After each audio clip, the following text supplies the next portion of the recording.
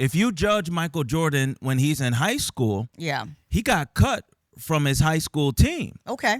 But then he turns out to be the GOAT, Right. the greatest player of all time. So men tend to blossom later, Okay. maturity-wise, intellectually, systematically, Right. scientifically, biologically.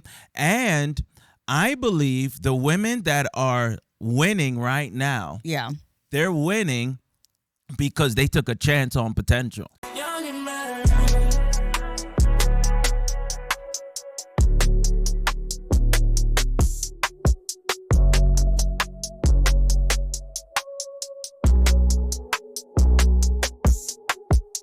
What's up, y'all? Yeah. Welcome to another episode of Young and Married. Let's go.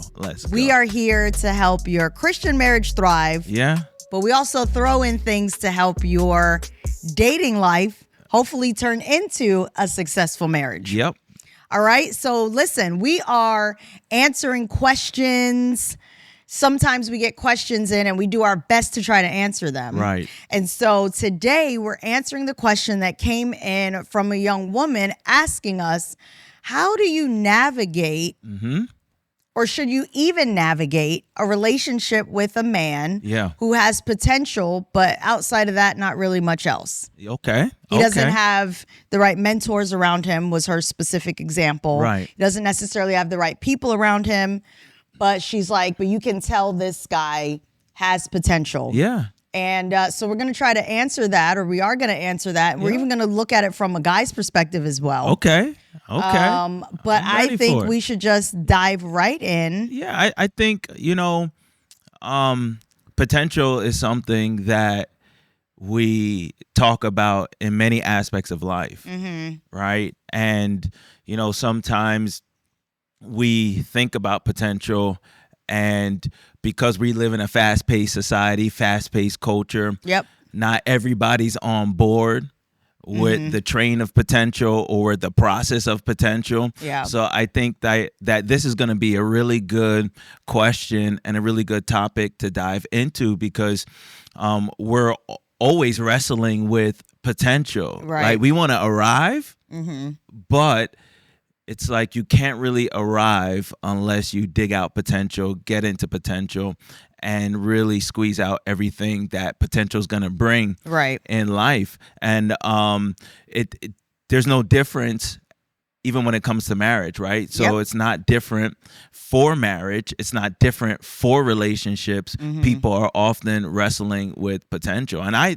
thought about, Jen, even before we get into it heavy, I thought about how when you're coming into your adulthood and when you're thinking about connecting to someone, you're really just always wrestling with potential, right? Like when you're in your late teens or even in your college years, you're wrestling with potential. And sometimes you could be hesitant to make a move in life because you're early, or you may feel early. It may feel like, how do I really move forward with this person, because we just started and we're in college and we're just, trying to make our way through it. So I think, before we even get into it, that's a real thing, like wrestling with potential. Would you agree? Oh, yeah. I think we all wrestle with potential. We wrestle with our own potential, and that's why sometimes it's difficult to determine, do we now also wrestle with someone else's potential?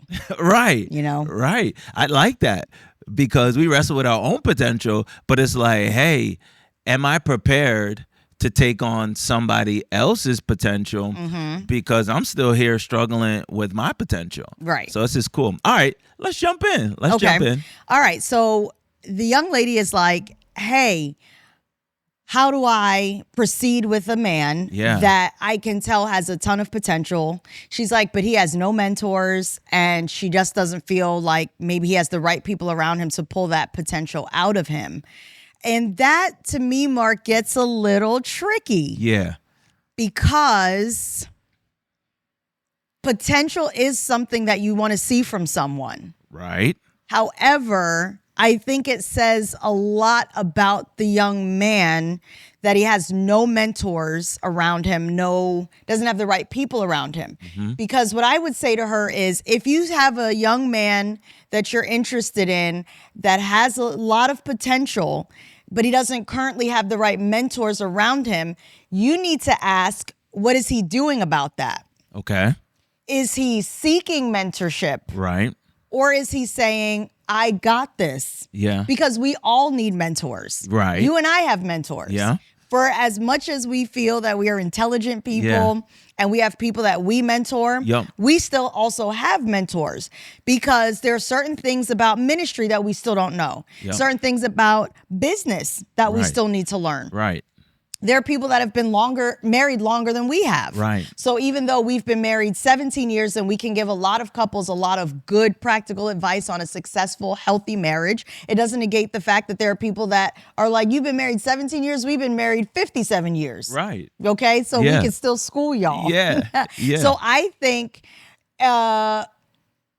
he doesn't have any mentors around him, but is he looking for mentorship? Is he doing other things to still grow? Right. So before you and I had certain mentors in our lives, we still would do other things to try to grow and get better. We would attend certain conferences. We would research, what books do we need to read? Yeah. And it's not that those things replace having a mentor, but as we were waiting during our transition period from where we're coming from to where we are now, we were waiting for God to send us the right mentors, but we didn't just sit idle. Right.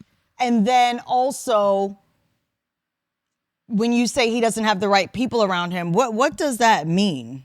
Yeah. You know, because I didn't get the specifics of that in the question, but do you mean he's around people who are going nowhere in life because the men that he surrounds himself have no ambition? Right. The men he surrounds himself with don't have good character? Okay. The men he surrounds himself with just have a really nonchalant attitude towards life? Yeah. Because I would say, if he has potential, but he's not seeking mentorship, he's not looking for ways to grow until he gets mentorship, he's not looking to change his circle, and his circle is nonchalant, his circle is lazy, his circle is lacking ambition, I would say, as much as at his core you may feel that he's a great guy, that's probably a young man that you don't actually need to go down the road with, because it takes more than potential for your relationship to work. You're going to be miserable in life if all he has is potential. All right. So, I get you. Okay. But we're talking about a guy. Okay. All right. So the thing about men and potential is that you have to be patient with a man's potential. Okay. You can't judge Michael Jordan too early. If you judge Michael Jordan when he's in high school, he got cut from his high school team. Okay. But then he turns out to be the GOAT, the greatest player of all time. So men tend to blossom later. Okay. Maturity-wise, intellectually, systematically, scientifically, biologically. And I believe the women that are winning right now, they're winning because they took a chance on potential. Yes, but even in your case, because when we met, I was 18, you were 21. Right. But you didn't have only potential, because what I did see from you, even though you hadn't fully blossomed, obviously at 21, but you already had a strong work ethic. You already had people around you who I knew were going to push you to not settle for less. So that's what I'm saying here, is that I'm not expecting her to look for a guy that's fully blossomed. I'm saying if all he has is potential right now, there still has to be other signs that the potential could turn into something more than just potential. Yeah, and I feel like, yes, but are the people around him part of his potential? Or are they not part of his potential? So in my case, you could see the right people around me and say, hey, this is helping his potential. But if he needs a change in circles or if he needs a new mentor, you can't judge his potential without putting it in the right environment. Okay. To see whether that potential can turn into success. But how do we greatness. Is it her responsibility then to get him there? Maybe.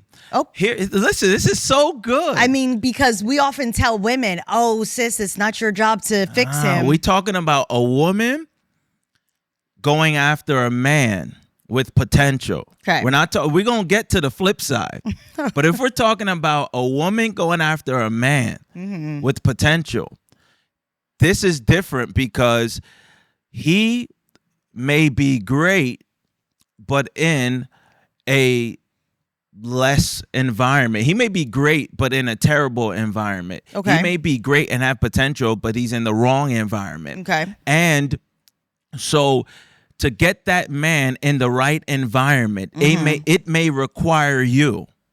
Okay. It may require the right woman. Okay. That can bring the best out of him. I'm not saying that you should fight him or fight what's not in him, right, to try and get him to a place that he'll never get to. But if you see signs and if you start to sense that your influence in his life is actually making him better and pushing him forward, you need to continue with the currents and the flow of those waters that are pushing him to his greatness. Okay. If you're pushing a little bit and you're not getting any response, any progress, then you're not that woman. Okay. What I'm trying to articulate is that as it relates to a man, a man needs the right woman to pull out the opiate or the optimum level of who he's created and destined to be. Well, I mean, I guess that's why God gave Adam a helpmeet, right? That's me and you all day. Even though she initially pulled yielding to temptation out of him, but that's Eve. That's not me. So that's different.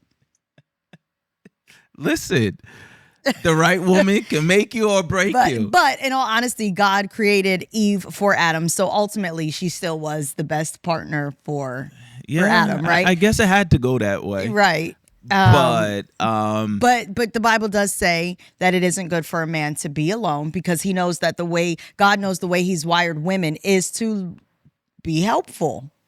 Be helpful and pull the diamond out of the rough. Yeah. Now you're saying that's you.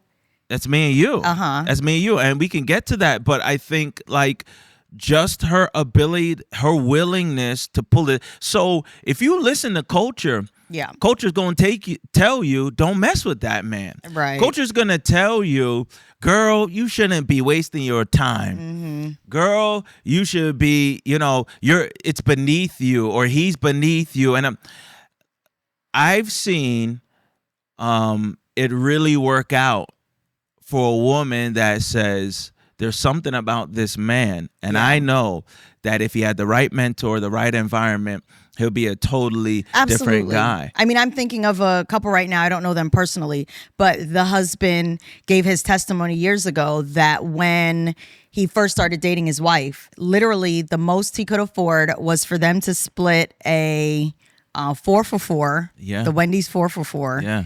And he took her to like $1 movies. And she said, okay, but now he has an amazing church, an amazing music ministry. He goes all over the world. All over the world. And I do think that there must have been something in her that said, hey, there's enough potential here and enough signs here. And I want to get into that, later about how we practically go through as men and women the steps to how we navigate potential, even if right now it seems like the potential is not even being brought to the surface. I'm telling you, and it might have been a couple years ago now when that whole social media phenomenon was going around, when women were talking about, hey, it probably was a particular woman that started this, right? Saying, "Don't take me to Cheesecake Factory on my first date." So ridiculous. I'm telling you, if you listen to these women, you're gonna miss out on a great because man. Guess what? They're single. So here's let's pause here and let me tell my single sisters who are watching this, if you want to be not only married but have a successful marriage, stop listening to the women that are still single. Because the ironic thing about that woman's post is that when you and I went on our first date, we went to the Cheesecake Factory, and we've been married 17 years as to this day. Yeah. 17 years. And I'm not talking about 17 years of bickering and 17 years of arguing and 17 years of he stepping out, I'm stepping out. It's 17 years of loyalty, consistency, 17 years of health. So not perfection, because no one can accomplish perfection, but 17 years of a happy, healthy marriage, a marriage where I've never had to regret saying I do. But you out here listening to the female who says, don't take me to Cheesecake Factory. Maybe you need to go to Cheesecake Factory. Maybe you need to go to Cheesecake Factory. Factory. Because when you and I started dating, I was just starting college. You were in college because we're just a few years apart. And that's what you could afford. But I reacted as if you were taking me to a 5-star dining experience. Why? Because my mindset was, this guy is giving me his current best. And so because this is his best right now, why am I going to look down on that? I was looking at the character of the man that was taking me out on a date. So I would just like to know how it's working out for those of you ladies who are listening to her still. Listen, it's not working out well. Because you're going to, when it comes to a man, you're going to have to help build him. You're going to have to help construct who he's destined to be. This is not a ready-made turnkey type of situation. And I think that's where women miss, and they miss out on great things that God would have for them as it relates to a man. That's why I'm like, listen, Jen, listen, potential is everything. You don't mess with a man that doesn't have potential. But if he has potential, you better shoot your shot. You better try for that, because what would your life look like 10 years from now, 20 years from now? You know, some men really mature, really come into their own later in life. You got, you know, all these men that start great businesses, sometimes it doesn't turn over till they're 50. That's good. Because they're out here grinding. But if they have the potential. That's what also makes the relationship worth something. You put in a lot of sweat equity. That's like, hey, I put in time. And those are the women that we ride with. Those are the women that we don't let go of. Because she was with me when I had nothing. She was with me when we went to McDonald's for a 4 for $4. She was with me. Well, I don't know if McDonald's has it, but Wendy's does. That lets you know how much I be going to McDonald's. You know, she was with me when we didn't have much.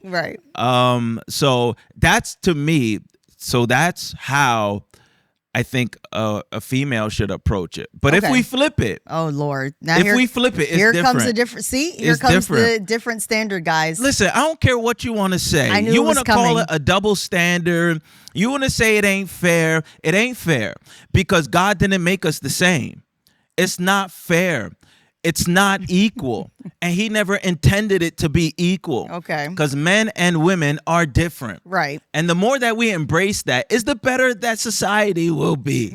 Okay? So if I'm a man and I see potential in a woman and that's all she has, you best believe I don't have time to work on that. You best believe I'm not taking a chance on that.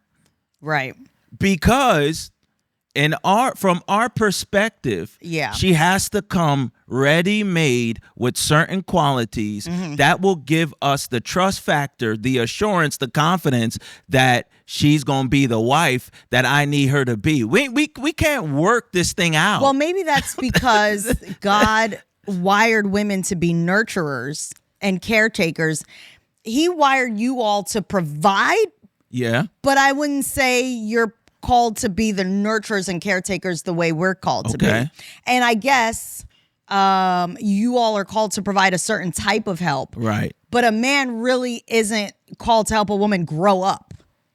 Say that again. A man is not called to help a woman grow up. And I agree with you that men and women are wired differently. I think that's why, as much as possible, God wants children to be raised in a 2-parent household. Right. I said as much as possible. Right. We know things happen in life. Yeah. But I'm saying as much as possible because there's just a certain level of rearing that I feel dads are just not going to do. So even in our own home, when it comes to teaching the children how to do laundry, I taught them that. Right. And it's not to puff up my chest. Right. But I taught them how to do laundry. Right. Because if I'm doing laundry and I'm teaching them, they're going to dry clothes without dryer sheets. Yeah, he does have a problem with dryer sheets, y'all. He feels like dryer sheets are a waste of money, which is why we don't have him do those certain type of shopping for the house. Listen, I could get the static off without a dryer sheet. Right. So I taught them to wash their clothes. You're moving on quick from that because you don't want to let the whole world know That's why I do the laundry, so we can move on. I taught them how to wash their clothes.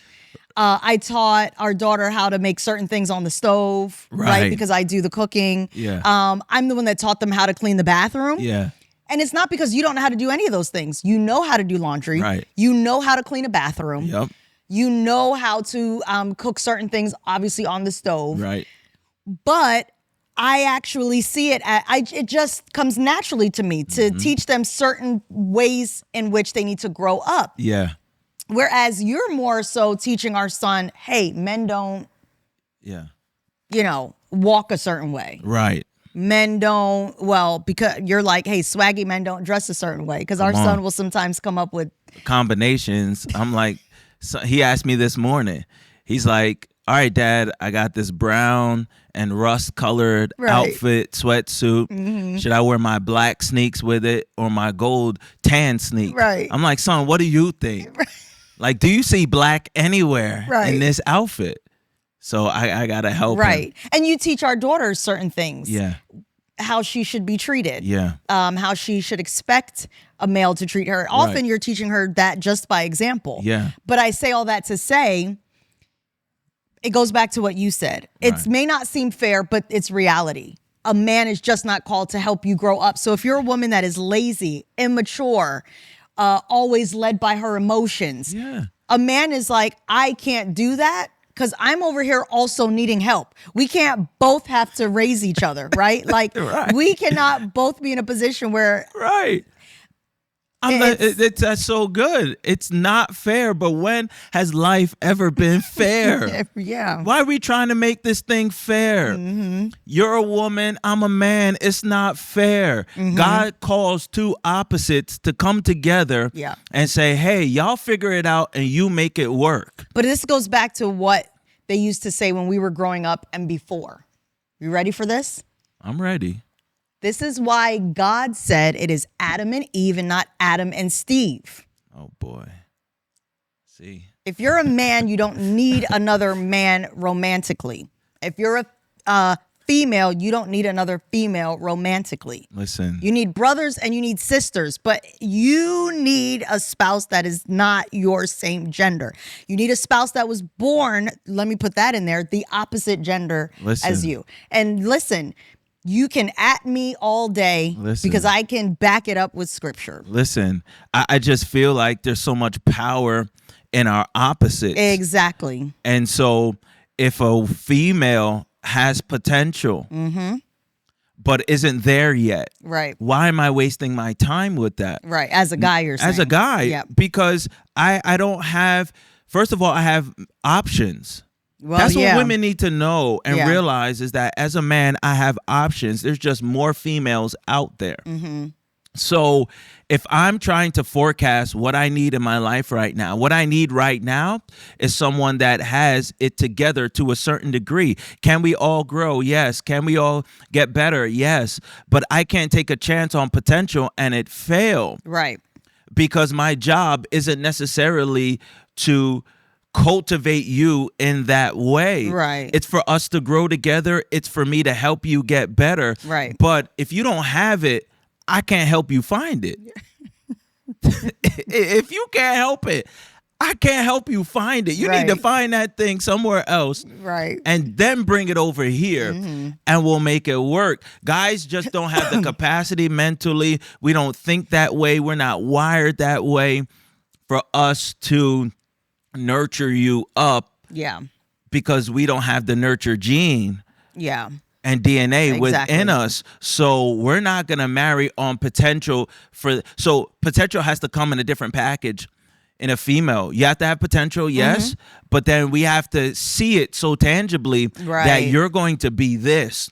You're going to take care of certain things that we need as a man. Right. You're going to hold it down. If we want kids, you're going to have the potential of a great mom. You're going to have characteristics already of a great mom. Yeah. And so, no, we don't have time to go out there and get you a whole new circle of friends. In fact, we don't even want to get into your circle of friends. Right. Yeah, no, it's like, true. When you talk about a group of women, and we don't even want to hear that. Why?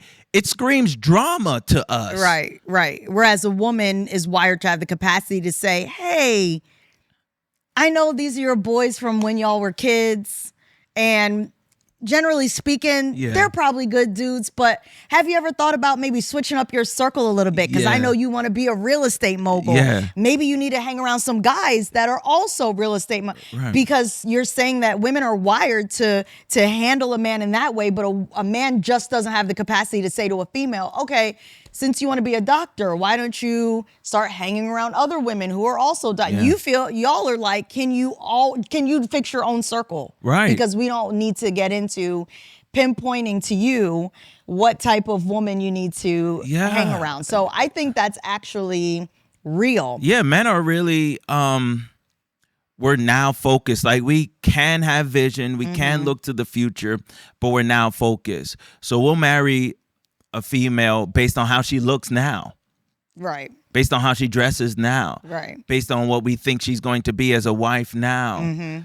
Based on how she is physically now, intellectually now. Right. Like, we're just tunnel visioned like that. And so it's just different when you flip it and you talk about potential. Gotcha. So, but I think before we get up out of here, we should talk about some practical steps, some practical solutions, because a female asked this question about a male. We'll take that perspective and we'll offer some practical tips on what maybe you can do and how you can handle this so that, hey, you can move forward and get something out of the relationship. Yeah, I mean, I think if you're saying he has potential, but he doesn't have mentors.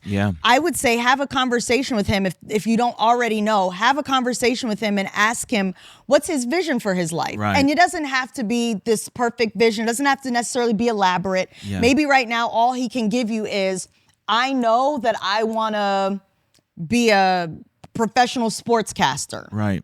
Let's just take that as an example. Okay, so he can't wake up tomorrow and just automatically and magically be a professional sportscaster.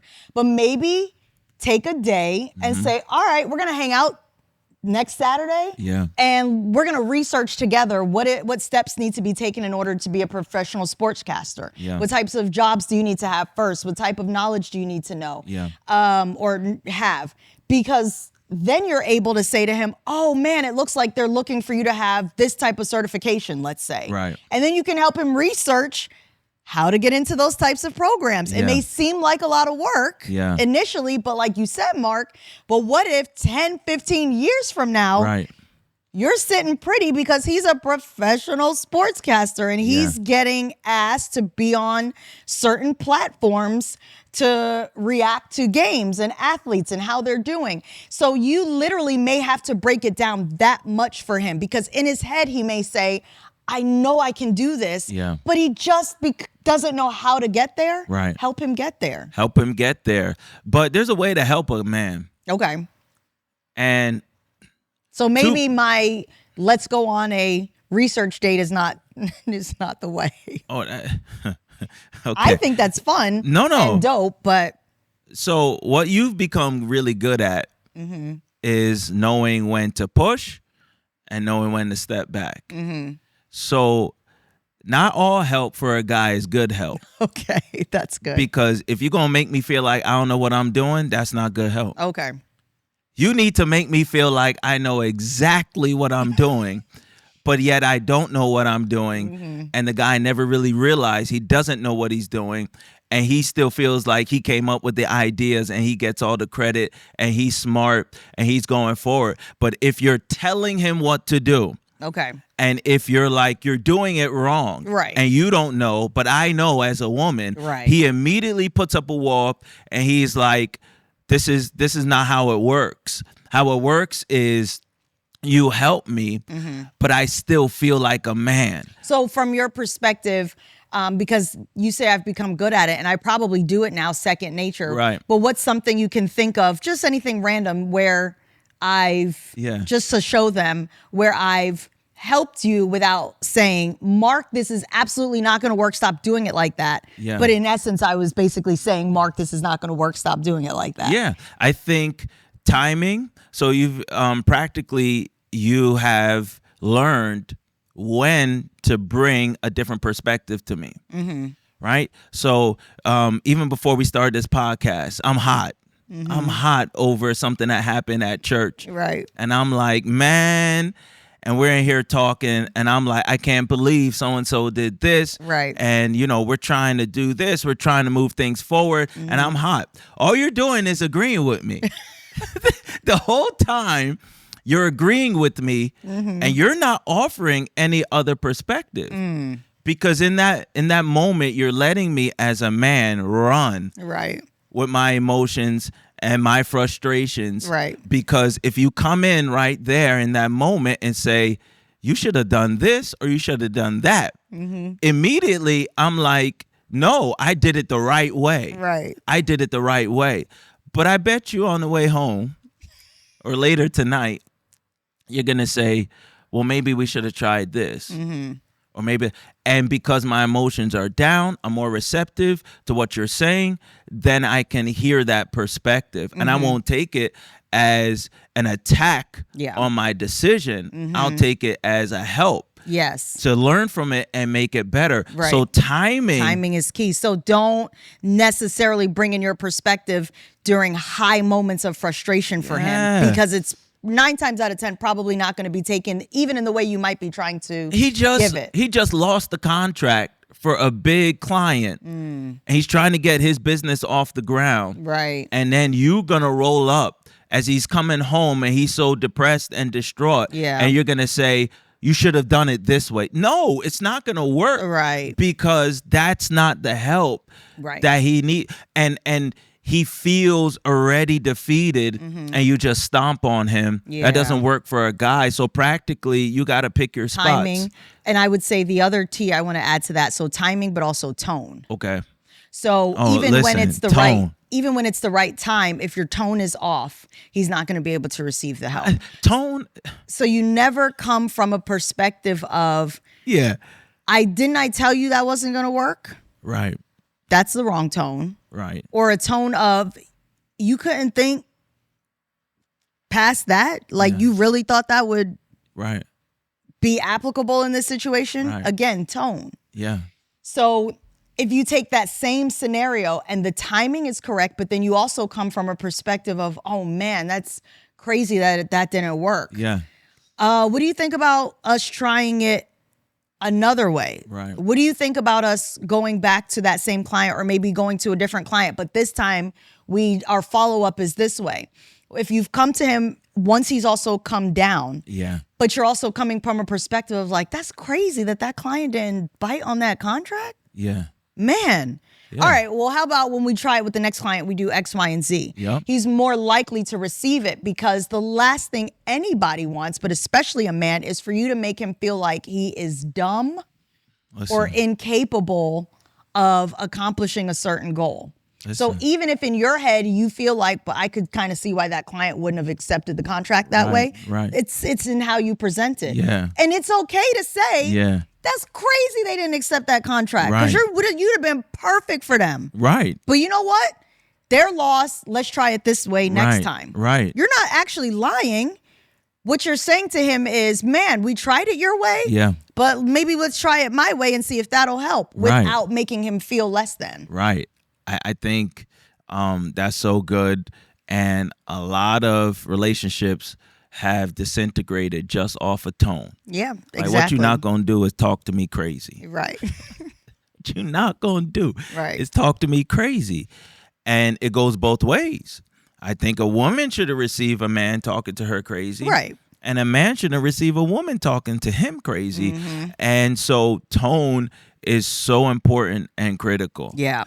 So we would just say, take those practical applications and see what you can get out of it. Right. You may be on the other side of the fence in a few years, laughing at people that told you, why would you take a chance? Right. Because you found a diamond in the rough. Yeah.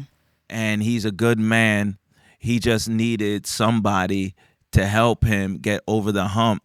You may be shocked. Yeah, so I would say, Mark, the other final piece then, if I were going to put a bow on it, I would say you just want to also watch for his reactions, meaning he may not always be receptive, right? Even if you choose timing and tone. Yeah. But I would say watch for his reactions from the standpoint of if he never can take advice, if he never can take help, if he never can consider your perspective, that's something to look out for. And maybe that's when you pull back. Yeah, he doesn't have potential then. Okay. So if you're offering help and he doesn't receive help, that's someone that doesn't have potential, because potential means that he would be receptive on some level to help. Right. Because that's how he's going to grow. Right. That's how he's going to get better. That's good. So that's, I guess, how we put a nail in the coffin. Right. For this young lady and say, what do I do? What you do is you try to help. Yeah. You try to offer some suggestions and some solutions. Yeah. If he's willing to take your suggestions, and he doesn't have to take all of them. Right. But if you find that there's a consistency and sometimes you'll offer and he'll be like, okay, I could try that. Yeah. Then you know, hey, you may have something and you can proceed. Yeah. If you find that he's consistently saying, I don't need you to offer me any help. Right. I got this. Then that's your key that he actually doesn't have the potential you thought he had. Right. And that's when you need to move on and wait for God to send you man that you can help. Let's go. So we think this was a good one. I love this topic, and we're praying that this helped your relationship.